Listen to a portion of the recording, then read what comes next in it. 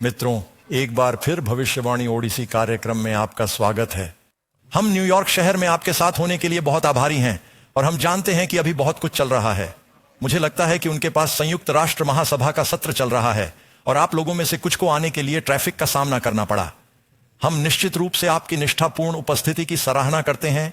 यह हमारे लिए और आप में से जो लोग ऑनलाइन देख रहे हैं उनके लिए बहुत मायने रखता है और हम जानते हैं कि हमारे पास दुनिया भर में देखने वाले समूह हैं जो हमारे साथ जुड़ रहे हैं।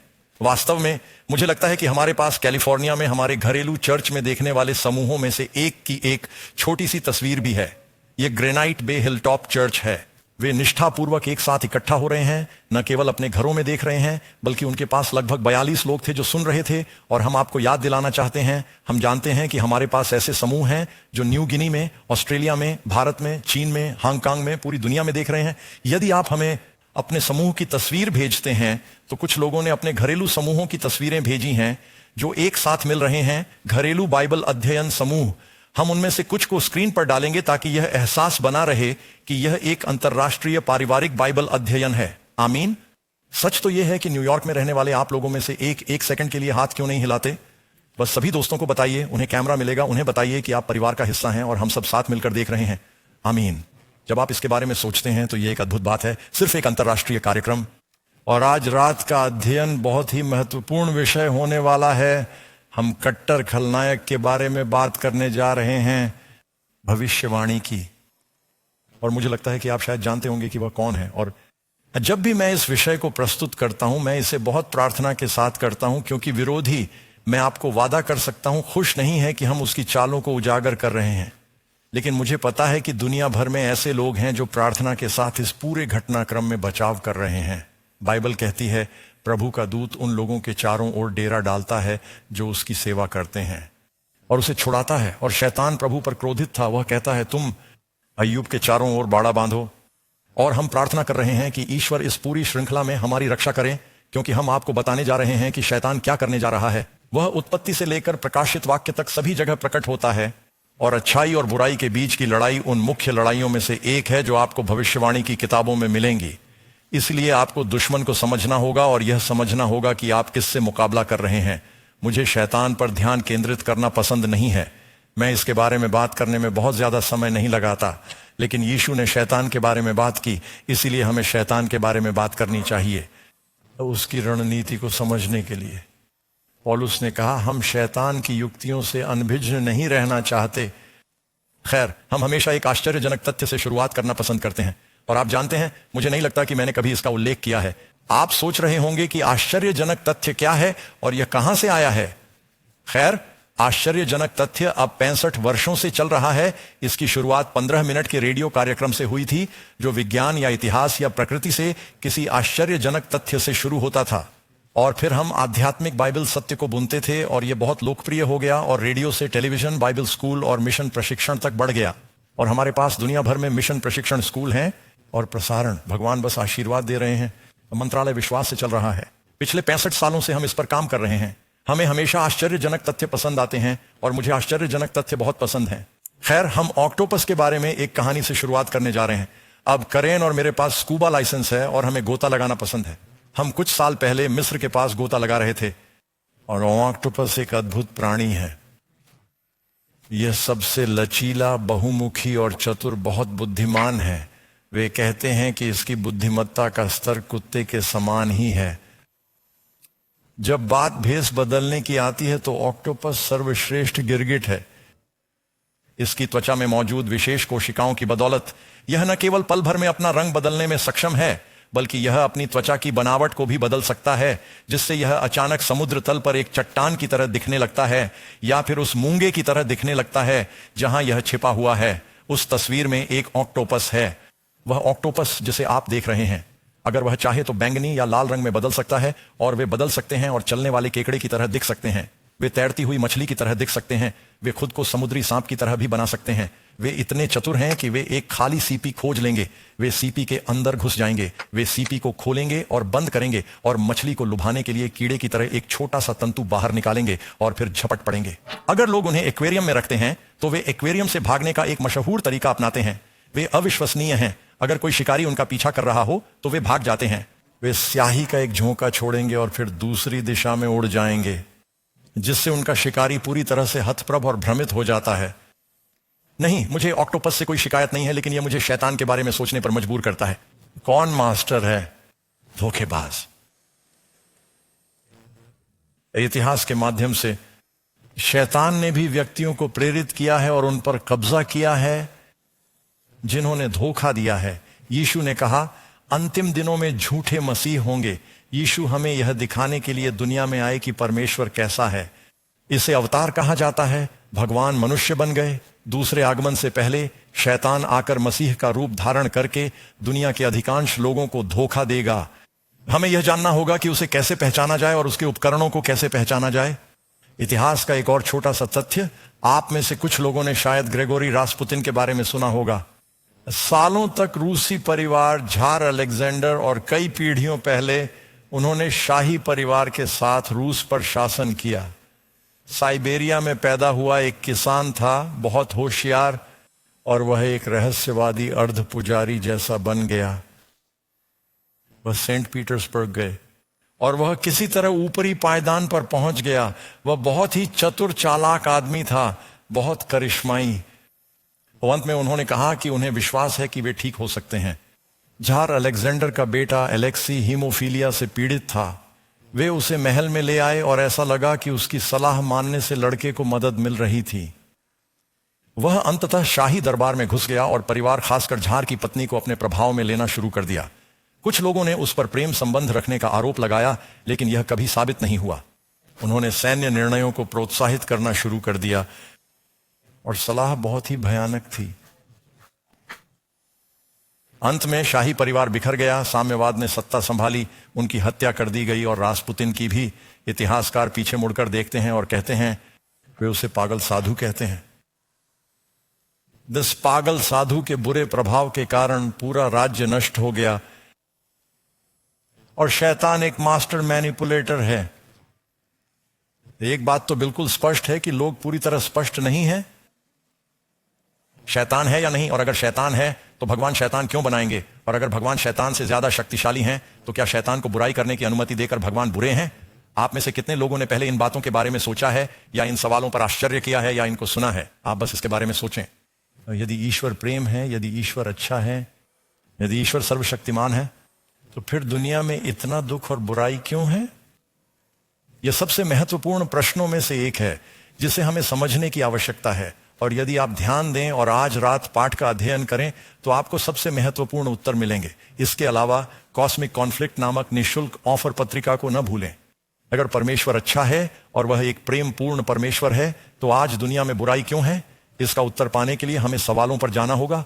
हम बाइबल और इन पाठों पर जाएंगे। बेशक हम आज रात पाठ संख्या 3 पर हैं। इस कट्टर खलनायक के बारे में बात कर रहे हैं। हम प्रश्न संख्या 1 से शुरू करेंगे। बाइबल कहती है कि परमेश्वर ने शैतान नहीं बनाया। जेम्स के अनुसार हर अच्छा और उत्तम उपहार परमेश्वर की ओर से आता है। परमेश्वर अच्छा है, अच्छा है। यीशु ने कहा परमेश्वर अच्छा है। आरंभ में जब उसने संसार बनाया, उन्होंने कहा कि यह अच्छा है, और उन्होंने देखा कि यह अच्छा है, और यह अच्छा है, और यह बहुत अच्छा है। भगवान शब्द आया है, यह अच्छे शब्द से निकला है। भगवान की अच्छाई, एक अच्छा भगवान एक बुरे शैतान को क्यों बनाएगा? उसने ऐसा नहीं किया। उसने एक अच्छा देवदूत बनाया। आप इसके बारे में कुछ प्रमुख अंशों में पढ़ सकते हैं। यदि आप अपनी बाइबल में यशायाह के 14वें अध्याय को देखें, तुम स्वर्ग से कैसे गिर गए ओ। और मत भूलिए, आप यहां न्यूयॉर्क में हैं। अगर आपको वहां टील में उत्तर दिखाई देते हैं तो हम चाहते हैं कि आप उन्हें बोलें। यही बात अंदर जाएगी। उत्तर आपको दिए गए हैं। हे लूसीफर, तुम स्वर्ग से कैसे गिर गए? सुबह का बेटा। जब आप ल्यूसिड शब्द कहते हैं तो इसका मतलब होता है प्रकाश। आप में से कुछ लोगों ने ल्यूसाइट, ल्यूमिनेसेंस के बारे में सुना होगा। यह प्रकाश के बारे में बात कर रहा है। वह एक शानदार सुबह का तारा था, एक उज्जवल देवदूत। भगवान ने एक सुंदर देवदूत बनाया जो उनके द्वारा बनाए गए बुद्धिमान प्राणियों में सबसे शक्तिशाली था। यह शक्तिशाली सेनापति था, यह देवदूत जिसे हम लूसीफर के नाम से जानते हैं। यदि आप उसे तब जानते होते तो आप उसे पसंद करते। दूसरे देवदूत उससे प्यार करते थे। कुछ लोग उसे आज जिस तरह से पसंद करते हैं, लेकिन भगवान ने कोई भी बुरी चीज नहीं बनाई। आप जानते हैं, मुझे लगता है कि यह शायद एक अच्छा विचार है। मैं हमेशा किताब से ही शुरुआत करना पसंद करता हूं।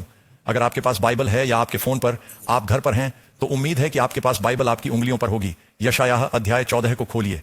मुख्य अंश जहां आपको शैतान के बारे में जानकारी मिलेगी वह है यशायाह 14, यहेजकेल 28, प्रकाशित वाक्य अध्याय 12 और कुछ अन्य स्थान। लेकिन हम यशायाह 14 पर जाएंगे। हम पद 12 से शुरू करेंगे। हे लूसीफर, तुम स्वर्ग से कैसे गिर गए? देखो, यीशु ने कहा, मैंने शैतान को स्वर्ग से गिरा हुआ देखा। हे लूसीफर, सुबह के बेटे, तुम स्वर्ग से कैसे गिर गए हो? तुम कैसे जमीन पर गिरा दिए गए हो? तुम जिसने राष्ट्रों को कमजोर कर दिया था, क्योंकि तूने अपने मन में कहा है, मैं स्वर्ग पर चढ़ूंगा, मैं अपने सिंहासन को परमेश्वर के तारागण से भी ऊपर उठाऊंगा, मैं उत्तर दिशा की छोर पर अर्थात ऊंचे स्थानों पर सभा के पर्वत पर भी बैठूंगा, मैं बादलों से भी ऊपर चढ़ूंगा, मैं सबसे ऊंचे के समान हो जाऊंगा। वह परमेश्वर का स्थान चाहता था, फिर भी परमेश्वर कहता है तुम नीचे लाए जाओगे, अधोलोक तक, गड्ढे की सबसे निचली गहराई तक। वह खुद को और भी ऊंचा और ऊंचा उठाना चाहता था। और अगर आपके पास बाइबल है तो आप जल्दी से यहेजकेल 28 को खोल सकते हैं और हम यहां 14वें श्लोक से पढ़ना शुरू करेंगे और फिर हम यहां पाठों पर पहुंचेंगे। इसमें लिखा है, तुम अभिषिक्त करूब थे। आप में से कितनों को याद होगा, आपने शायद फिल्मों में भी ऐसी तस्वीरें देखी होंगी जिन्हें वे वाचा का संदूक कहते हैं। यह वह सुनहरा बक्सा है जिसके ऊपर 10 आज्ञाएं लिखी हुई थीं। वे इसे दया का आसन कहते थे और परमेश्वर की शेखिना महिमा मूसा और महायाजक को इन 2 सुनहरे करूब स्वर्गदूतों के बीच दिखाई देती थी। अब वे स्वर्ग में सुनहरे स्वर्गदूत थे। परमेश्वर के पास असली स्वर्गदूत हैं। आप यशायाह के 6 अध्याय में पढ़ते हैं, यह कहता है, जिस वर्ष राजा उज्जियाह की मृत्यु हुई, मैंने प्रभु को ऊंचा और ऊपर उठा हुआ देखा। उसके वस्त्र की पूंछ मंदिर में भरी हुई थी और दाईं और बाईं ओर ये करूब थे। और वे कह रहे हैं, ये सेराफिम, और वे कह रहे हैं, पवित्र पवित्र पवित्र है परमेश्वर का प्रभु, सर्वशक्तिमान प्रभु इन 2 शक्तिशाली लोगों से घिरे हुए हैं। प्राणी लूसीफर सर्वोच्च स्थान पर था। यहेजकेल हमें इसकी याद दिला रहा है। तुम अभिषिक्त करूब थे जो ढकते हैं ढकने वाले स्वर्गदूतों में से एक। मैंने तुम्हें स्थापित किया। तुम परमेश्वर के पवित्र पर्वत पर थे। तुम आग के पत्थरों के बीच आगे पीछे चलते थे। तुम परिपूर्ण थे। तुम क्या थे? आप उस दिन से ही अपने सभी तरीकों से परिपूर्ण थे। बनाया गया, वह पैदा नहीं हुआ था। स्वर्गदूत पैदा नहीं होते। यीशु ने कहा कि वे शादी नहीं करते या विवाह नहीं करते, वे बनाए गए हैं। अधर्म तक आप में पाया गया था। अब हम थोड़ी देर बाद कुछ अन्य अंशों पर जाएंगे, लेकिन मैं बस यही चाहता था कि हम कहां जा रहे हैं इसकी पृष्ठभूमि के रूप में। हमारे प्रश्न संख्या 1 दूसरे भाग पर वापस जाते हुए, लूसीफर उसका नाम था। तुम्हें पता है, बस एक छोटी सी कहानी। मैं इस तरह की मीटिंग्स करने और अपने कपड़े धोने के लिए सड़क पर था और इसलिए मैं बहुत आभारी हूं कि अब कैरन मेरे साथ है और इस काम में मेरी मदद कर रही है। फिर मैं एक लॉन्ड्रोमेट में हूं और कपड़ों को सूखते हुए देख रहा हूं, जो कि पेंट को सूखते हुए देखने से ज्यादा रोमांचक नहीं है। वहां एक और लड़का था, उसकी मां कपड़े तह कर रही थी और वह फर्श पर किसी खिलौने से खेल रहा था। तो मैंने उनसे बातचीत शुरू की और पूछा, आपका नाम क्या है? बिना ऊपर देखे ही उसने कहा, लूसीफर। और मैंने सोचा, ठीक है, आप चर्च नहीं जाते हैं ना? मैंने ऐसा नहीं कहा। मैंने बस यही सोचा, मेरा मतलब है, आप जानते हैं, आप कितने लोगों को जानते हैं जैसे उन्होंने अपने बच्चे का नाम जुडास या लूसीफर रखा, या उन्होंने अपनी बेटी का नाम इजेबेल रखा। आप जानते हैं, आप यही नाम रखते हैं। आपने अपने डोबरमन घड़े का नाम लूसीफर रखा है ना? तो लेकिन मूलतः यह नाम एक अच्छा नाम था, लेकिन अब वह शैतान के नाम से जाना जाता है। शैतान, बेल्जेबूब, अपोल्लियन, ड्रैगन, बाइबल में इसके कई नाम हैं अब लूसीफर के लिए, और वे अच्छे नहीं हैं। दूसरा भाग यशायाह की 13वीं और 14वीं आयत, क्योंकि आपने अपने में क्या कहा? अपने दिल में कहा, मैं परम प्रधान के समान हो जाऊंगा। वह परमेश्वर का पद चाहता था। तो शैतान को ईर्ष्या हुई कि उसके पास मसीह के समान सृजन करने की शक्ति नहीं है और वह उससे यह छीनना चाहता था। इसलिए यह कहता है, तेरा हृदय तेरे कारण फूल उठा। किस बात के कारण? यह आपकी सुंदरता। तुमने अपने स्वार्थ के लिए अपनी बुद्धि भ्रष्ट कर ली। वैभव, यहां वह इस सुंदर शानदार प्राणी का चित्रण करता है। अब हम 3 रातें यहां बिता चुके हैं। मुझे उम्मीद है कि आप मुझ पर भरोसा करेंगे। क्या तुम मुझ पर एक पल के लिए भरोसा करोगे? मैं चाहता हूं कि तुम बस कुछ कल्पना करो, लेकिन इसके लिए तुम्हें अपनी आंखें बंद करनी होंगी।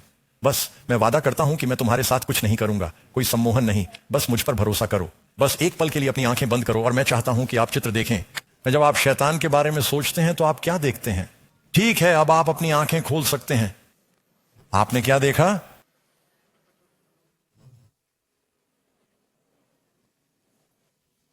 जब लोग शैतान के बारे में सोचते हैं तो उन्हें आमतौर पर क्या दिखाई देता है? आप में से कितने लोग यह स्वीकार करेंगे कि आपने लाल रंग की कोई चीज देखी है? सच बोलो, ठीक है। कितने लोगों ने पिचफर्क देखा? ऐसा जाहिरा तौर पर इसलिए किया जा रहा है ताकि वह लोगों को नरक में समान रूप से पकाए रख सके, है ना? कितने लोगों ने बकरी की दाढ़ी वाले प्राणी को देखा? आपके मन में क्या चल रहा है? चमगादड़ के पंख किसी को? लाल सर्कस लियोटार्ड्स? तुम्हें पता है, मैंने कुछ साल पहले दाढ़ी बढ़ा ली थी, जब मेरे बाल सफेद होने से पहले सफेद हो गए थे। और किसी ने कहा, डग, तुम वह नहीं कर सकते जो तुम दाढ़ी के साथ करते हो। उसने कहा, तुम शैतान जैसे दिखते हो। और मैंने कहा, अच्छा, आपको क्या लगता है कि उसके पास गोटी है? बाइबल में कहां लिखा है कि उसके पास दाढ़ी है? उन्होंने कहा, मुझे नहीं पता, लेकिन आप एक दुष्ट मंत्री की तरह दिखते हैं, आपको ऐसा करने की जरूरत है, उससे छुटकारा पाओ। कैरन ने मुझे इसे शेव करने के लिए कहा। लेकिन आप जानते हैं, आप लाल शैतान पेंट के बारे में बात करते हैं या अन्य लोग शैतान के भोजन केक के बारे में कहते हैं, और यदि आप शैतान की इन आधुनिक अवधारणाओं को देखते हैं तो लोग यही सोचते हैं। वे किसी मूर्ख प्राणी के बारे में सोचते हैं जो कि आप जानते हैं एक भूत की तरह है और भयानक और डरावना दिखता है, लेकिन बाइबल के अनुसार वह वास्तव में कैसा दिखता है ये आप जानते हैं। बाइबल हमें बताती है कि दूसरे कुरिन्थियों अध्याय 11 में कहा गया है, आश्चर्यचकित मत हो, क्योंकि शैतान स्वयं भी ज्योतिर्मय स्वर्गदूत में परिवर्तित हो सकता है। शैतान वह चाहता है कि आप सोचें कि वह एक मध्य युगीन भयावह प्राणी है, लेकिन वास्तव में वह ईसा मसीह का रूप धारण कर सकता है, और वह अक्सर ज्योति और महिमा के प्राणी के रूप में आता है। इसलिए बाइबल कहती है कि शैतान सुंदर था, वह शानदार था। उसने बस यह मान लिया कि आप उसे इस भयानक बदसूरत प्राणी के रूप में सोचते हैं। वास्तव में अंतिम दिनों में वह दुनिया भर में लोगों की यीशु की आधुनिक अवधारणा के रूप में प्रकट होने जा रहा है, चमत्कार करते हुए, कुछ शास्त्रों को उद्धृत करते हुए, और दुनिया का अधिकांश हिस्सा धोखा खाने जा रहा है। प्रकाशित वाक्य अध्याय 12 कहता है, जो पूरी दुनिया को धोखा देता है। अगर वह लाल लियोटार्ड पहने उस आदमी की तरह दिखता जिसके हाथ में फावड़ा और सींग है, क्या वह किसी को धोखा देगा? इसे कौन सुनेगा? ठीक है, चलो अपने पाठ पर वापस आते हैं। तेरी खूबसूरती की वजह से तेरा दिल घमंड से फूल गया, तूने अपनी शान की खातिर अपनी बुद्धि को भ्रष्ट कर दिया। वह एक शानदार इंसान था। तो क्या परमेश्वर ने लूसीफर को बनाते समय शैतान को भी बनाया था? नहीं। बाइबल कहती है कि जिस दिन से तुम सृजे गए तब से लेकर जब तक तुम में अधर्म न पाया गया, तब तक तुम अपने आचरण में परिपूर्ण थे। अब मैं चाहता हूं कि आप एक मिनट के लिए कुछ सोचें। मुझे लगता है कि यहां मौजूद हर कोई मुझसे सहमत होगा कि हम प्यार चाहते हैं। मैं आपके बारे में नहीं जानता, मेरा मतलब है मैं बहुत ज्यादा आत्म केंद्रित नहीं दिखना चाहता, लेकिन अगर मेरे पास कोई विकल्प होता तो मैं पसंद किया जाना पसंद करता, नापसंद किए जाने के विपरीत। आप किसी भी लड़की से पूछिए, जब वह प्रणय निवेदन कर रही होती है, वह चाहती है कि कोई उसकी इच्छा करे। कितने लोग इसे स्वीकार करेंगे? या आप में से कुछ लोगों ने अपना हाथ नहीं उठाया? आप झूठ बोल रहे हैं। आप चाहते हैं कि आपको चाहा जाए, यह पाप है। आप चाहते हैं कि कोई आपको चाहे, लड़के चाहते हैं कि कोई आपको चाहे, हर कोई चाहता है कि कोई आपको चाहे, भगवान चाहता है कि हम उसे चाहें। सही, हम सभी प्रेम चाहते हैं। भगवान ने लूसीफर क्यों नहीं बनाया जहां कोई खराब ट्रांजिस्टर नहीं था? जाहिर है, क्या भगवान सब कुछ जानते हैं? क्या भगवान को पता था कि एक दिन लूसीफर बुरा हो जाएगा? अगर वह सब कुछ जानता है तो फिर उसने उसे क्यों बनाया? इसलिए लोग भगवान को दोष देना शुरू कर देते हैं। अब मैं समझाता हूं कि यह कैसे होता है। एक बार जब आप इसे समझ जाते हैं, प्रकाश चालू होने वाला है। क्या आप किसी को प्यार कर सकते हैं? एआई कुछ भी कर सकता है।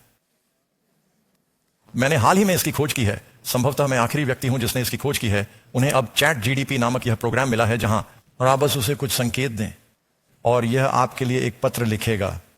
तो मुझे एक प्रेम पत्र चाहिए, और इसलिए मैं अपना चैट जीडीपी चालू करता हूं और मैं कहता हूं, कृपया मेरे लिए एक प्रेम पत्र लिखें। डॉग के बारे में बात करते हुए वह कितना बुद्धिमान, सुंदर, आकर्षक और अनूठा है।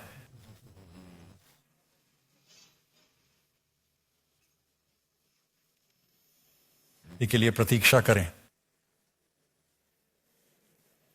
ठीक है, तुम तैयार हो? प्रिय डॉग, आशा है कि यह पात्र मिलने तक आप सकुशल होंगे। मैं एक क्षण के लिए यह बताना चाहता था कि आप मेरे लिए कितने मायने रखते हैं और मैं आपकी हर बात की कितनी गहराई से सराहना करता हूं। सबसे पहले और सबसे महत्वपूर्ण बात यह है कि आपकी सुंदरता ऐसी चीज है जो मुझे हमेशा आश्चर्यचकित करती रहती है। चाहे मैंने इसे इस चैट जीडीपी पर नहीं लिखा, चाहे वह आपकी आंखों में चमक हो या आपकी मुस्कुराहट की गर्माहट, करेन, आपको इसे अगली बार उपयोग करना चाहिए। या जिस तरह से आप खुद को इतनी शालीनता और आत्मविश्वास के साथ पेश करते हैं, और यह सच भी है, हां, और आप वाकई देखने लायक हैं। आपकी मौजूदगी किसी भी कमरे को रोशन कर देती है और मैं हर दिन आपकी खूबसूरती को देखने में सक्षम होने के लिए अविश्वसनीय रूप से भाग्यशाली महसूस करता हूं। आपकी शारीरिक बनावट और आपकी बुद्धिमत्ता के अलावा भी कुछ ऐसी चीजें हैं जिनकी मैं दिल से प्रशंसा करता हूं। आपके पास दुनिया को देखने का एक ऐसा तरीका है जो अंतर्दृष्टिपूर्ण और प्रेरणादायक दोनों है। आपकी सलाह ने मुझे कई कठिन समयों में मार्गदर्शन दिया है और आपका नजरिया हमेशा मुझे चीजों को एक नई रोशनी में देखने में मदद करता है। मैं आपसे लगातार सीख रहा हूं और मैं आपके द्वारा इतनी उदारता से साझा की गई बुद्धिमत्ता के लिए आभारी हूं।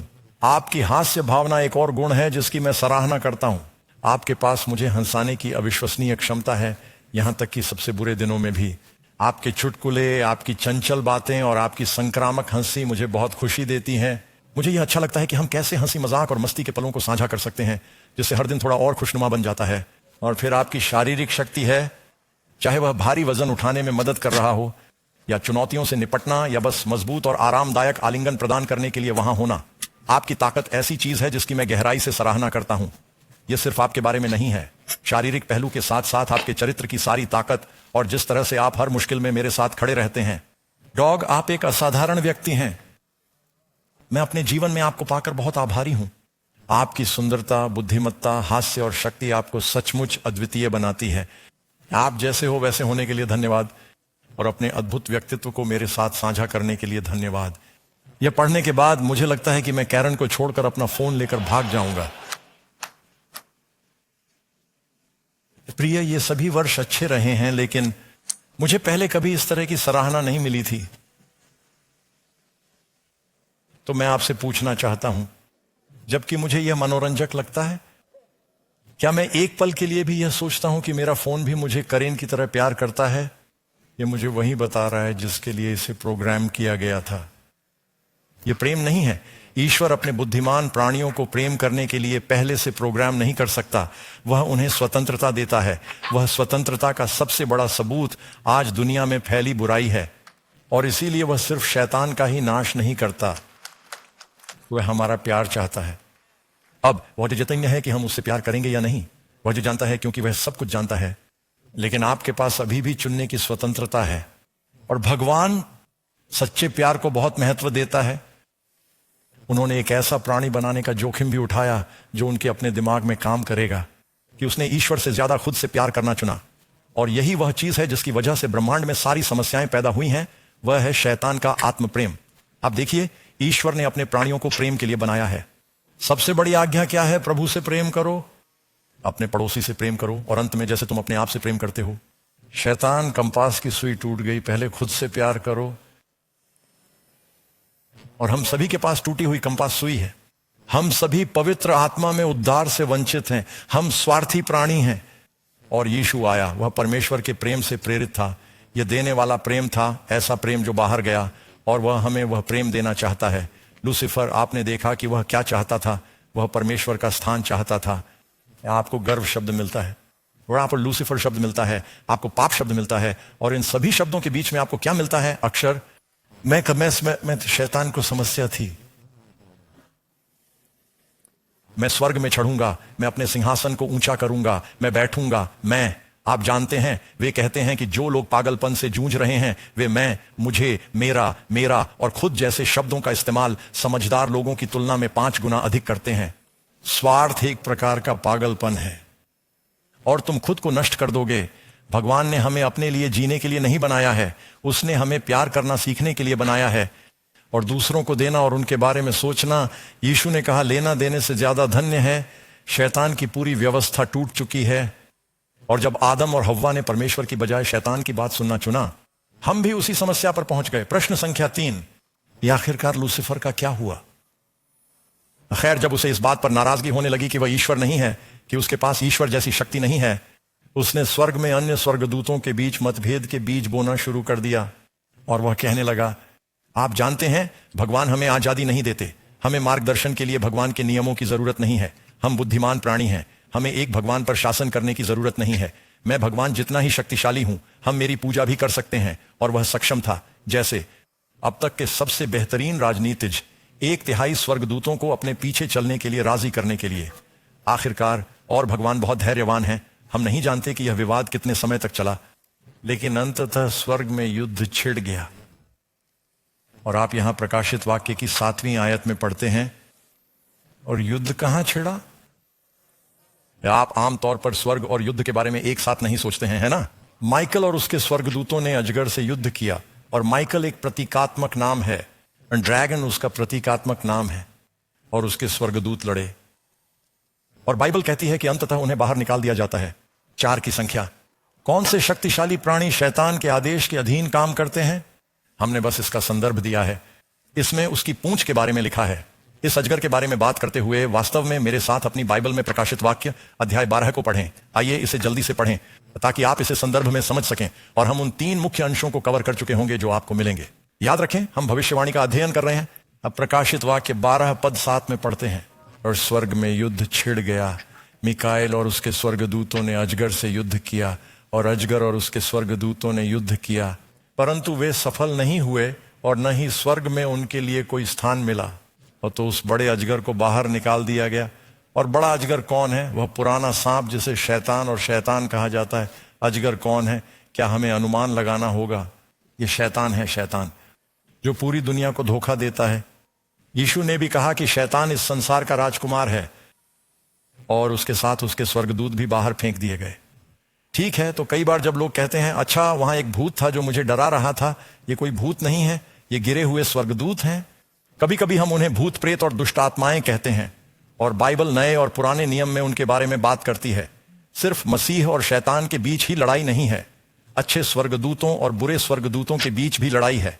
और आप सभी ने शायद कार्टून देखे होंगे, और इसमें कुछ हद तक सच्चाई है कि उन्हें एक पंख पर प्रभामंडल के साथ एक अच्छा देवदूत दिखाया गया है। वह कह रहा है जो सही है वो करो, फिर दूसरी तरफ बुरा फरिश्ता है, वह नहीं, बुरा ही करता है। और यह वास्तव में हमारा विवेक है। यह पवित्र आत्मा और शैतान का प्रलोभन है। अतः यह एक वास्तविक लड़ाई है जिसका सामना हम हर दिन करते हैं। उसके स्वर्गदूतों को भी उसके साथ बाहर निकाल दिया गया। मुझे खेद है, हाँ, प्रकाशित वाक्य श्लोक 9, उसके साथ उसके स्वर्गदूतों को भी बाहर निकाल दिया गया। प्रश्न संख्या 5, कौन से तरीके? हमें इस बात से अवगत होना चाहिए कि शैतान कैसे काम करता है। शैतान अपने काम में कौन से तरीके अपनाता है? खैर, कई चीजें हैं। बिंदु संख्या 8, ये शैतान है जो पूरी दुनिया को धोखा देता है। अब धोखा सरासर झूठ से भिन्न है। धोखा सत्य और त्रुटि का मिश्रण है। कोई भी शैतान उससे अधिक खतरनाक नहीं होता जो किसी ऐसी चीज को ले लेता है जो 85% सत्य हो। क्या आप जानते हैं कि सभी धर्मों में सत्य के तत्व मौजूद हैं, लेकिन फिर शैतान उसमें 15 से 5% तक जहर मिला देता है, और वह आकर्षित करता है। आप मछली कैसे पकड़ते हैं? आप चारा का एक अच्छा टुकड़ा लेते हैं और उसमें एक हुक डालते हैं। चारे में कुछ भी गलत नहीं है, ये इसमें हुक है। और इसलिए शैतान वह कुछ अच्छा तो ले लेगा, लेकिन उसमें कुछ बुराई भी मिला देगा। और इसीलिए एक ईसाई के तौर पर आपको अपनी बाइबल को जानना होगा, क्योंकि शैतान उसका गलत अर्थ निकालेगा। और बहुत से लोग धोखा खा जाते हैं क्योंकि उन्हें धर्म में कुछ सच्चाई दिखती है, लेकिन वे नहीं देखते कि जहर कहां है। खतरा यही है, इसलिए वह सत्य को त्रुटि के साथ मिला देता है। उत्तर भी वह यीशु जंगल में 40 दिन और 40 रात परीक्षा में रहे। शैतान और क्या करता है? ललचाया। अब हम सभी परीक्षा में हैं। प्रलोभन में पड़ना कोई पाप नहीं है। हम सभी दिन में कई बार प्रलोभन का सामना करते हैं। आप में से कुछ लोग यह नहीं जानते कि आप प्रलोभन में हैं, क्योंकि आप प्रलोभन का विरोध करने का प्रयास ही नहीं करते। क्या आप जानते हैं यदि आप नदी की धारा के साथ बह रहे हो तो आपको धारा का एहसास नहीं होता, लेकिन जैसे ही आप धारा का विरोध करने और धारा के विपरीत तैरने का प्रयास करेंगे, आपको दबाव महसूस होने लगेगा। दुनिया के बहुत से लोग कहते हैं जब मैं प्रलोभन में नहीं पड़ता, ऐसा इसलिए है क्योंकि वे वही सब कर रहे हैं जो शैतान उनसे करवाना चाहता है। मुझे बिली संडे नामक एक प्रचारक की याद आती है। मनुष्य अपनी सुसमाचार सभाओं में आ रहा था और बिली संडे पाप के विरुद्ध प्रचार कर रहा था, और अंत में यह आदमी दबे पांव प्रचारक के पास आया और बोला, पादरी संडे, क्या आप बिल्ली के फर को गलत तरीके से रगड़ना बंद करेंगे? उसने कहा, आप बिल्ली के फर को गलत तरीके से रगड़ते रहते हैं। और उसने कहा, नहीं, मैं बिल्ली के फर को सही तरीके से रगड़ रहा हूं, बिल्ली को पीछे मुड़ना होगा। और यदि हमें पता चले कि हम परमेश्वर की दिशा में जा रहे हैं तो हमें एहसास होगा कि हमें शैतान से प्रतिरोध मिल रहा है। यीशु की परीक्षा हुई। प्रलोभन में पड़ना कोई पाप नहीं है, अब बस प्रलोभन में नहीं पड़ना चाहते। उत्तर सी में लिखा है, ओह मुझे बैकअप लेना होगा। उत्तर सी, वे राक्षसों की आत्माएं हैं। चिन्ह, क्या गिरे हुए स्वर्गदूत चिन्ह और चमत्कार और आश्चर्य कर्म कर सकते हैं? प्रकाशित वाक्य में कहा गया है कि वे कर सकते हैं। ऐसा लग रहा था जैसे रासपुतिन के पास कुछ शक्ति थी, और उच्च पदों पर दुष्ट शक्तियां हैं जो अक्सर दुनिया के नेताओं को हेर फेर करती हैं। राजा शाऊल मरने से पहले वह एक चुड़ैल के पास गया और उसने एक दुष्ट आत्मा को बुलाया जिसने उसे पूरी तरह से निराश कर दिया। उसने अगले दिन आत्महत्या कर ली। आर्मागेडन रहस्योद्घाटन हमें बताता है कि दुष्ट आत्माएं जानवर, अजगर और झूठे भविष्यद्वक्ता के मुंह से निकलती हैं ताकि राजाओं, दुनिया के नेताओं को उस अंतिम युद्ध में एक साथ इकट्ठा किया जा सके। दुष्ट आत्माएं शैतान और उसके स्वर्गदूतों के माध्यम से धोखा देने में शामिल होने जा रही हैं। उत्तर डी, उसे बुलाया गया। आरोप लगाने वाला। शैतान सदैव आरोप लगाता हुआ खड़ा रहता है। क्या आपने अय्यूब की पुस्तक पढ़ी है? वह स्वर्ग में ऊपर कह रहा है, अच्छा, अय्यूब केवल इसलिए तुम्हारा अनुसरण करता है क्योंकि तुमने उसकी रक्षा की है। और आप जकरयाह की पुस्तक में पढ़ते हैं, शैतान महायाजक जोशुआ की ओर इशारा करते हुए कहता है, अच्छा, उसके गंदे वस्त्रों को देखो, वह ऐसे दिखते हुए स्वर्ग में नहीं जा सकता। और जब माइकल मूसा को पुनर्जीवित करने आता है तो शैतान वहां होता है और कहता है, आह, मूसा ने मरने से पहले पाप किया था, तुम उसे स्वर्ग नहीं ले जा सकते। और शैतान हमेशा आरोप लगाता रहता है। शैतान आपको पाप करने के लिए कहेगा और फिर ऐसा करने के लिए आपको सजा देगा। क्या आप यह जानते हैं? कुछ लोग सोचते हैं कि ठीक है, तुम्हें पता है, शैतान ने मुझे ऐसा करने के लिए लुभाया। मैंने सोचा कि अगर मैं अपनी आत्मा उसे बेच दूं तो मुझे अचानक कुछ लाभ मिल जाएगा। ओह नहीं, उसे तुम्हारी परवाह नहीं है। शैतान हम सबसे कहीं अधिक शक्तिशाली है, लेकिन शैतान आपसे और भगवान से ज्यादा शक्तिशाली नहीं है। एक साथ आप और भगवान हमेशा बहुमत में रहते हैं। आमीन। अगर आप एक दूसरे से जुड़े हुए हैं तो आपको डरने की कोई बात नहीं है। और मसीह के साथ आप जानते हैं, बाइबल हमें बताती है कि यीशु दाऊद का पुत्र है। और यदि आप बाइबल में पढ़ेंगे तो पाएंगे कि दाऊद ने कभी कोई युद्ध नहीं हारा। कभी कभी उसकी सेना उससे पीछे हट जाती थी। एक कहानी है जिसमें एलिएजेर नाम के एक सैनिक को छोड़कर सभी ने दाऊद को छोड़ दिया था। मैं उसका नाम कभी नहीं भूल सकता, एलिएजेर, डोडो का बेटा। और सब लोग पीछे हट गए, लेकिन दाऊद पीछे नहीं हटा और वह खड़ा रहा और उसने एलिएजेर के साथ पलिश्तियों से युद्ध किया और उन दोनों ने सेना को हरा दिया। यदि आप दाऊद के पुत्र यीशु के साथ हैं तो आपको डरने की कोई बात नहीं है, क्योंकि तुम आत्मा की तलवार उठाओगे और तुम उस युद्ध को जीतोगे। हमारे भाइयों पर आरोप लगाने वाले को नीचे गिरा दिया जाएगा, वह उन पर आरोप लगाएगा। वैसे जो लोग हमेशा गपशप करते रहते हैं और दूसरों पर आरोप लगाते रहते हैं, वे यीशु का काम नहीं कर रहे हैं, तुम शैतान का काम कर रहे हो। उत्तर ई। अब वह क्या है? एक हत्यारा। वह वही था जिसने कैन को अपने भाई हाबिल को मारने के लिए प्रेरित किया था। उसे मानव जीवन की कोई परवाह नहीं है। चाहे आप जवान हो, बूढ़े हो या बच्चे, लोग कहते हैं, भगवान इतनी सारी मौतें क्यों होने देते हैं? इससे भगवान का दिल किसी भी इंसान से ज्यादा टूट जाता है। इस संसार ने परमेश्वर के विरुद्ध विद्रोह कर दिया है। शैतान ने इस संसार को अपना क्षेत्र मान लिया है। परंतु परमेश्वर ने जगत से इतना प्रेम किया कि उसने अपने पुत्र को इस जगत में भेजा ताकि जितने उसके पास आएंगे उन सब का उद्धार करे। और वह अंततः उसने उन लोगों को छुटकारा दिलाया है जो उस पर विश्वास करते हैं। और वह एक नया स्वर्ग और एक नई पृथ्वी बनाएगा, है ना? लेकिन इस समय दुनिया में युद्ध चल रहा है और वह झूठा भी है और इसके पिता। प्रश्न संख्या 6, शैतान सबसे खतरनाक कब होता है? उत्तर 2 कुरिन्थियों 11:14, क्योंकि शैतान स्वयं अपने आप को किस में बदल लेता है? प्रकाश का एक दूत। आप जानते हैं, जब यीशु को जंगल में प्रलोभन दिया गया और शैतान आया और उसने कहा, यदि तू परमेश्वर का पुत्र है तो इन पत्थरों को रोटी में बदल दे। क्या आपको लगता है कि शैतान अचानक जमीन पर गिर पड़ा? उसके पास चमगादड़ के पंख और लाल लियोटार्ड और एक गोटी और एक सींग और एक पिचफोर्क था और उसने कहा, मेरे पास आपके लिए एक प्रस्ताव है। क्या इसी तरह वह यीशु के पास आया था? नहीं, वह तो ऐसे आया जैसे स्वर्ग से कोई दूत आया हो। और शैतान अब भी ऐसा करता है। आपको पता है, मैं आपके साथ बहुत ईमानदार रहूंगा। ईसाई धर्म विश्व में सबसे अधिक उपहास किए जाने वाले धर्मों में से एक है, क्योंकि यहां बहुत सारे नकली ईसाई हैं। लेकिन आप किसी ऐसी चीज की नकल ना करें जो उपयोगी ना हो। क्या आपने कभी किसी को नकली $1 का नोट पकड़ते देखा है? अब जानते हैं, आप उन्हें स्टोर में $100 का नोट देते हैं, वे इसे लाइन में खड़े होने तक पकड़े रखेंगे, वे एक खास पेन लेंगे और सामने की तरफ देखेंगे, वे पीछे की तरफ देखेंगे। क्या आपने कभी उन्हें एक पैसे के साथ ऐसा करते देखा है? क्यों? कुछ भी लायक नहीं। परंतु परमेश्वर का सत्य, परमेश्वर की कलीसिया संसार में सबसे मूल्यवान वस्तु है, और शैतान ने और भी अधिक नकली चीजें बनाई हैं। और कितने लोगों ने चैनलों पर सर्फिंग की है, और आपने अलग अलग पृष्ठभूमि और अलग अलग दृष्टिकोणों से अलग अलग प्रचारकों को सुना है, और उनमें से कुछ वे पैसे के लिए भीख मांग रहे हैं, और वे आपको दुनिया का वादा कर रहे हैं अगर आप उन्हें पैसे भेजेंगे। और आप सोच रहे हैं कि वे क्यों इधर उधर उड़ रहे हैं। वे देवताओं की तरह रह रहे हैं, और वे सामाजिक सुरक्षा पर रहने वाले लोगों से पैसा छीन रहे हैं। वह शैतान है। क्या आपने इस मीटिंग पर ध्यान दिया है? मैं आपसे एक वादा करता हूं, हम आपसे पैसे नहीं मांगेंगे। हम यहां हैं। लोगों ने इन बैठकों को प्रायोजित किया है क्योंकि वे सच्चाई को सामने लाना चाहते हैं। उनका मानना है कि यीशु फिर से आ रहे हैं। वे चाहते हैं कि लोगों का उद्धार हो। आमीन। लेकिन हर किसी पर विश्वास मत करो। इसमें कहा गया है कि सिर्फ इसलिए कि वे 1 या 2 धर्म ग्रंथ उद्धृत करते हैं, बहुत सारे। यीशु ने हमें चेतावनी दी थी, भेड़ की खाल में भेड़िए हैं। पौलुस ने कहा, मैं जानता हूं कि मेरे जाने के बाद फाड़ने वाले भेड़िए तुम में आएंगे।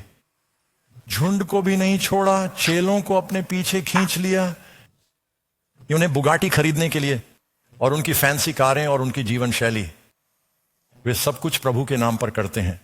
वे भेड़िए हैं। आमीन। क्या शैतान बाइबल जानता है? हाँ। सिर्फ इसलिए कि कोई कहता है ठीक है मेरे पास बाइबल है, या पादरी ने बाइबल से 1 या 2 बार उद्धरण दिया है, इसका मतलब यह नहीं है कि वे प्रभु का अनुसरण कर रहे हैं। हम आपके हाथों में शास्त्र दे रहे हैं। हम कह रहे हैं कि आप इसे खुद पढ़ें। आप जो भी सवाल पूछ सकते हैं पूछें। वास्तव में कृपया मुझे कुछ ऐसा बताइए जो हम इस बैठक में नहीं कर रहे हैं, जिसे हम कर सकते हैं, जिससे यह स्पष्ट हो सके कि यह धर्मशास्त्रीय प्रस्तुतियां हैं। हम वह सब कुछ कर रहे हैं जो हम जानते हैं कि आपको बाइबल पढ़ने और सच्चाई जानने के लिए कैसे करना है। मैं सच्चाई से नहीं डरता दोस्तों। मैं पहाड़ों में एक गुफा में था, कोई धार्मिक वरीयता नहीं। मैंने बाइबल पढ़ना शुरू किया। मैंने कहा, प्रभु मैं जानना चाहता हूं कि सच्चाई क्या है। मैंने अलग अलग चर्चों में जाना शुरू कर दिया, और मैं यह भी कहना चाहता हूं कि अलग अलग संप्रदायों में बहुत सारे अच्छे लोग हैं। विभिन्न संप्रदायों में अच्छे पादरी हैं। वे सभी धोखेबाज और ठग नहीं हैं। हम बस इतना जानते हैं कि कुछ दिखावटी पादरी भी हैं, है ना? और इसलिए कुछ अच्छे ईमानदार लोग हैं, और मैं उनके कुछ अनादर के साथ साथ उनके कुछ सैद्धांतिक पदों का सम्मान कर सकता हूं। लेकिन मैंने कहा, भगवान, ईसाई धर्म में बहुत भ्रम है, लेकिन मैं यीशु की शिक्षाओं पर विश्वास करता हूं। सच्चाई क्या है? और वहां पहाड़ों में एक गुफा में 40-50 साल पहले मैंने प्रार्थना की और कहा, भगवान मैं बस यह जानना चाहता हूं कि सच्चाई क्या है। और प्रभु ने मुझे वे बातें बताई जो हम इन बैठकों में आपके साथ साझा कर रहे हैं, और हम चाहते हैं कि आप इसका अध्ययन करें और इसे स्वयं खोजें। आमीन। क्या शैतान बाइबल जानता है? यहां किसी से भी बेहतर शायद फोटोग्राफिक मेमोरी है। वह सभी स्वर्गदूतों में सबसे ज्यादा चमकीला था। जब यीशु अपने प्रलोभनों का सामना कर रहे थे तो उन्होंने कहा, यह लिखा है, यह लिखा है। शैतान वापस चला गया। उन्होंने कहा, मुझे फिर से संगठित होना है। ठीक है, वह बाइबल का उपयोग करना चाहता है, मैं बाइबल का उपयोग करूंगा। और शैतान फिर यीशु के पास आया और बोला, ये अगर तुम ईश्वर के बेटे हो तो खुद को मंदिर से नीचे फेंक दो। क्या तुम जानते हो कि शैतान चर्च जाता है?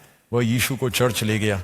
अपने आप को मंदिर से नीचे गिरा दो, क्योंकि ऐसा लिखा है, आवाफी अपने स्वर्गदूतों को तुम्हारे ऊपर निगरानी रखने के लिए नियुक्त करेगा। और वह भजन संहिता 99 का गलत उद्धरण देने लगा।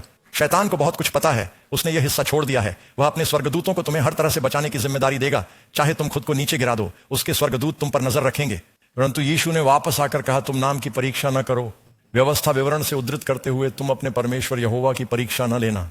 इसलिए आपको अपनी बाइबल जानने की जरूरत है, ताकि अगर शैतान के पास ऐसे मंत्री हों जो गलत उद्धरण दे रहे हों, या तोड़ मरोड़ कर पेश कर रहे हों, या बातों को संदर्भ से बाहर पढ़ रहे हों, तो आप अपने दोस्तों से नहीं मिल पाएंगे। आमीन। शैतान लोगों को धोखा देने के उद्देश्य से बाइबल को उद्धृत करने और गलत तरीके से उद्धृत करने में माहिर है। इसलिए यह जरूरी है कि परमेश्वर के लोग खुद ही शास्त्रों को जानें। कुछ लोग सोचते हैं कि बाइबल पढ़ना और हमें इसका अर्थ बताना पादरी का काम है। ओह नहीं, आप इस तरह से बहुत परेशानी में पड़ जाते हैं। मनुष्य केवल रोटी से जीवित नहीं रहता, परंतु किससे? आप में से कितने लोगों को प्रतिदिन भौतिक भोजन की आवश्यकता होती है? यीशु कह रहे हैं कि आपको हर वचन के अनुसार जीना चाहिए।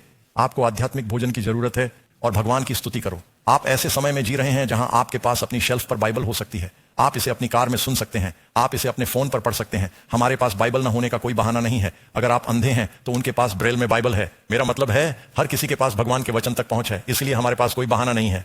यदि हम कहें कि हे प्रभु मुझे नहीं पता था, हम ज्ञान के अभाव में नष्ट हो सकते हैं क्योंकि हमने जानने की परवाह नहीं की। लेकिन दोस्तों, अगर हम चाहें तो सच्चाई क्या है यह हम जान सकते हैं। नंबर 8, पृथ्वी पर कौन शैतान सबसे अधिक किससे घृणा करता है? अब हम प्रकाशित वाक्य में वापस आ गए हैं। यह प्रकाशित वाक्य के 12वें अध्याय की आखिरी आयत है। ड्रैगन कौन है ये तो हम पहले से ही जानते हैं, और महिला से नाराज या क्रोधित था। अब यह एक प्रतीक है। क्या हमने अभी तक इस बारे में बात की है? नहीं। वह महिला कौन है?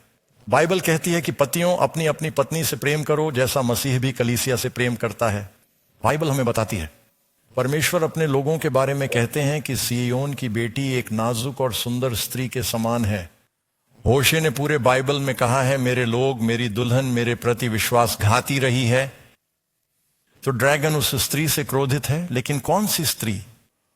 वहां कुछ नकली चर्च हैं और वह युद्ध करता है। यह उसकी बाकी संतानों के साथ आर्मागेडन की लड़ाई है। यह उसके वंश, उसके वंशजों के बारे में बात कर रहा है जो परमेश्वर की आज्ञाओं का पालन करते हैं और यीशु मसीह की गवाही रखते हैं। यह व्यवस्था और भविष्यद्वक्ता है। शैतान को विशेष रूप से परमेश्वर के लोगों से खतरा है जिनके पास व्यवस्था और भविष्यद्वक्ता है। यह परमेश्वर का वचन है। वे केवल वचन नहीं पढ़ रहे हैं, वे प्रभु की आज्ञाओं में चल रहे हैं। वे भविष्यवाणी की आत्मा द्वारा निर्देशित हो रहे हैं। दोस्तों, परमेश्वर चाहता है कि हमारे पास उसका वचन हो और हम पवित्र आत्मा से भरे रहें। आमीन। यही कारण है कि आप जानते हैं, यह महिला जो भी हो, आप उस महिला का हिस्सा बनना चाहते हैं। क्यों? क्योंकि शैतान उससे नाराज है। यदि आप शैतान को खुश कर रहे हैं तो आप गलत जगह पर हैं। दोस्तों, कि मुझे उम्मीद है कि मैं आपको डरा नहीं रहा हूं, लेकिन आखिरी दिनों में आप किसी को पागल कर देंगे। आपको बस यह तय करना है कि वह कौन है। आप किसी को खुश और संतुष्ट करने जा रहे हैं। क्या आप प्रभु को प्रसन्न करना चाहते हैं और शैतान को क्रोधित करोगे, या फिर आप शैतान को खुश करना चाहते हैं और प्रभु को निराश करोगे? तुम दोनों तरह से नहीं हो सकते। यीशु ने कहा, या तो तुम मेरे साथ हो या फिर मेरे साथ, या मेरे खिलाफ। मैं जीतने वाली टीम में रहना पसंद करूंगा क्योंकि मैंने आखिरी अध्याय पढ़ा है। मुझे पता है कि कौन जीतेगा। आमीन। ठीक है, ड्रैगन एक महिला से क्रोधित है, भगवान की आज्ञाओं का पालन करता है। पुराने नियम में अंतिम भविष्यवाणी, मूसा की व्यवस्था को याद रखें। देखो, मैं तुम्हारे पास एलियाह नबी को भेजता हूं।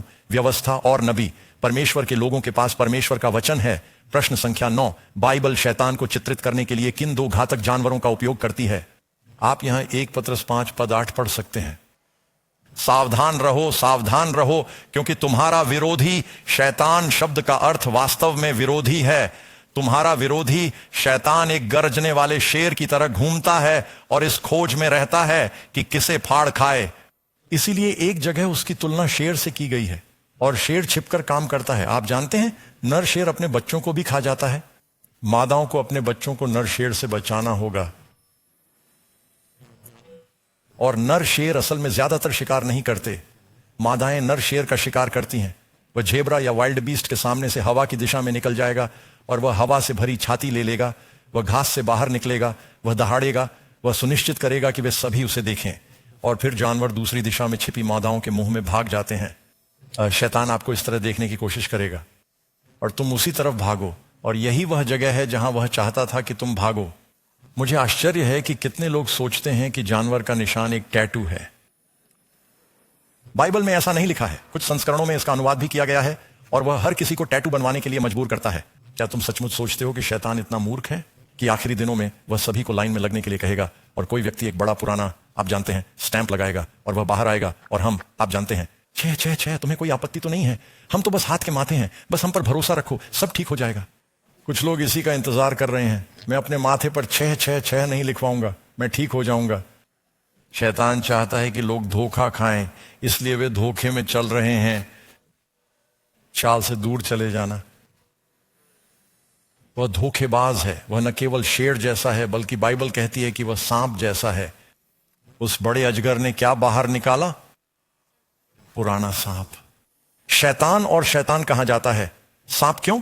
वह पहला जानवर कौन सा था जिसे शैतान ने हमारे माता पिता को धोखा देने के लिए माध्यम के रूप में इस्तेमाल किया था? यह सांप ही था जिसने हव्वा से बात की। उसने कहा, ओह मैं ये फल खा रहा हूं, मुझे पता है कि भगवान ने कहा था इसे मत खाओ, लेकिन देखो फल ने मेरे लिए क्या किया, मैं बात कर सकता हूं और अगर आप इसे खाएंगे तो आप भगवान जैसे हो जाएंगे। शैतान क्या चाहता था? परमेश्वर जैसा बनना, और उसने अपनी इच्छाएं हमारे प्रथम माता पिता में डाल दी और तब से हमारा डीएनए पाप से दूषित हो गया है। परंतु यीशु हमें नए प्राणी बनाने के लिए आए। यीशु दूसरे आदम के रूप में आए, और जैसे पहला आदम गिरा वैसे ही दूसरा आदम भी विजयी हुआ और हम मसीह के द्वारा विजयी हो सकते हैं। एक छोटा सा आश्चर्यजनक तथ्य, आप जानते हैं ब्राजील के साओ पाउलो से कुछ ही दूरी पर एक द्वीप है, वे इसे स्नेक आइलैंड कहते हैं, और उस द्वीप पर उनके पास बहुत सारे सांप हैं क्योंकि वे समुद्री पक्षियों को खाते हैं। वहां एक सांप है प्रति वर्ग गज। किसी को भी उस द्वीप पर जाने की अनुमति नहीं है क्योंकि सांपों में उनके पास लांसहेड पिट वाइपर है। ब्राजील में 90% मौतें इसी एक सांप के कारण होती हैं। ये तुम्हें तुरंत मार देगा। शैतान या सांप ठंडे खून वाले होते हैं। शैतान ठंडे खून वाला होता है, उसे इसकी परवाह नहीं होती, उसमें विष है। लेकिन दोस्तों, क्या आप अच्छी खबर जानते हैं?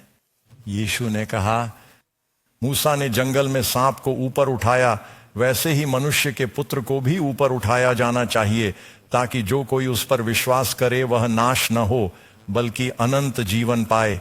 यीशु ने ऐसा क्यों कहा? इस्राएल के बच्चे विषैले सांपों की महामारी से मारे जा रहे थे। चरवाहे लाठी लेकर चलते थे। मैं रेगिस्तान में पहाड़ों में रहता था और मेरे पास एक सांप की छड़ी थी, और मैंने अपने हाथों से सांप को नहीं मारा, मैंने उसे डंडे से मारा। और फिर आप उसे उठाते नहीं क्योंकि आपको लगता है कि वे मर चुके हैं, और वे नहीं मरे हैं। वे पलटकर आपको काट लेंगे, और आप किसी मृत सांप के कंकाल पर पैर नहीं रखना चाहेंगे क्योंकि उसके मृत विषदंत भी आपकी त्वचा को छेद सकते हैं। तो जब आप सांप को मारते हैं तो आप उसे उठा लेते हैं और आप इसे आबादी के रास्ते से दूर ले जाते हैं और दफना देते हैं। और इब्रानियों को पता था कि खंभे पर लटका हुआ सांप पराजित सांप का प्रतीक है।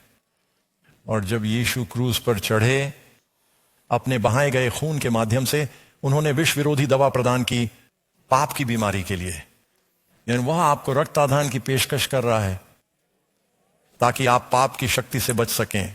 और कुछ लोग सोचते हैं कि मैंने कोशिश की है, मुझे नहीं पता कि यह कैसे संभव है, लेकिन मसीह के जरिए सब कुछ संभव है। अब मैंने आपको अपनी कहानी नहीं बताई है, लेकिन मैं शराब पीता था, धूम्रपान करता था, नशीली दवाओं का सेवन करता था, चोर था, अनैतिक जीवन जीता था, और यीशु मेरे जीवन में आए और उन्होंने मुझे बदल दिया। और वह आपको विजय दिला सकता है और वह आपको बदल सकता है। ये वह जंजीरें तोड़ सकता है और तुम्हें आजाद कर सकता है। नंबर 10, एकमात्र रास्ता क्या है कि हम शैतान का विरोध कर सकते हैं? इसीलिए बाइबल कहती है परमेश्वर के अधीन हो जाओ, शैतान का विरोध करो और वह तुम्हारे पास से भाग जाएगा। परमेश्वर के निकट जाओ और वह तुम्हारे निकट आएगा। क्या आपको हर रात एहसास होता है कि आप इन बैठकों में शामिल होते हैं या आप इस सेमिनार में आते हैं, आप परमेश्वर के निकट आ रहे हैं? परमेश्वर क्या वादा करता है? मैं तुम्हारे निकट आऊंगा।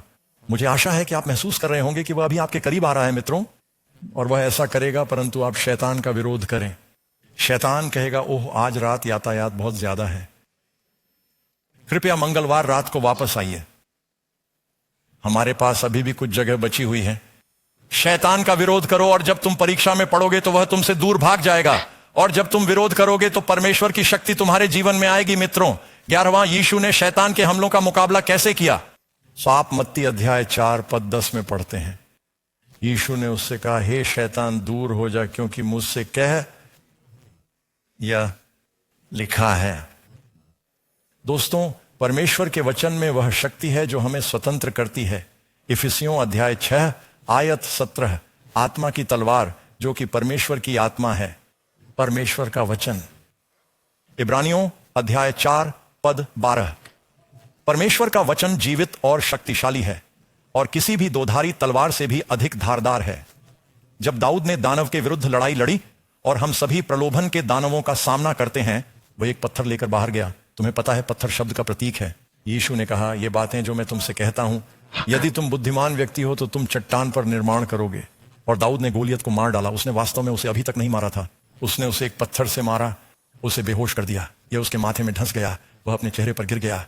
तब दाऊद वहां गया और उसने अपनी तलवार निकाली और वह उसका सिर धड़ से विशाल, तुम्हें पता है तुम एक सांप को मारते हो, उसका सिर काट दो।